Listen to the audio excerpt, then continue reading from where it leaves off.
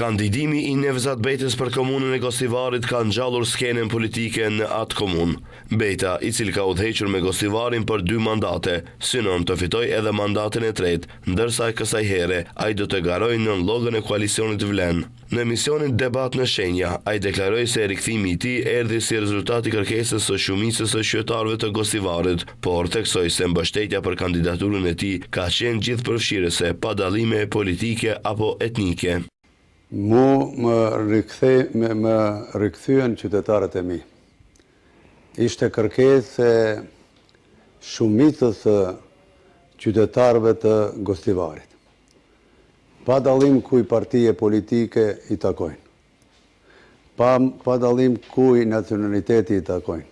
Gostivari është i gjithëve qytetarëve. Gjithë qytetarët e duan qytetin e vetë ta shohin sa më bukur. Në periudhën e shkuar, për 8 vjetë, qyteti i Gostivarit u shkatrua. U shkatrua arsimi. U shkatrua, u mbush qyteti me mbeturina. Higjienën në nivel shumë të ullët.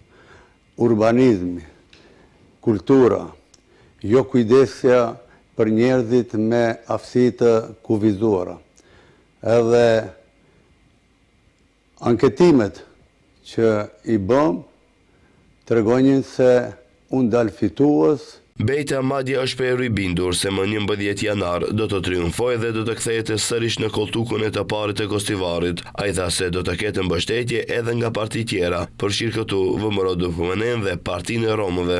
Dhe unë nuk jam si politikanët tjerë. Unë jam pragmatik. Edhe unë kontaktoj me çdo qytetar. Edhe unë jam duke punuar prej në mëngjes deri në mbrëmje. Edhe vullnetin më të madh që ma kanë shtuar, edhe ma kanë shtuar edhe dëshirën që punoj edhe më shumë se kam mbështetjen e shumicës së qytetarëve. Dhe shumica e qytetarëve janë antar të partive të ndryshme politike. Por mbështetjen kryesore e bëjnë qytetarët. Dhe unë jam mas i bindur se në 11 janar qytetarët e Gostivarit do ta festojnë fitoren e madhe të rikthimit të Nevzat Betës në kryet e komunës së Gostivarit. Kujtojmë se në komunën e Gostivarit, Vrapshishtit, Mavrov Rostushe dhe Qendër Zhub, në zgjedhjet lokale të 19 tetorit nuk u arrit censusi, pas çka në këtë komuna zgjedhjet do të mbahen më 11 janar.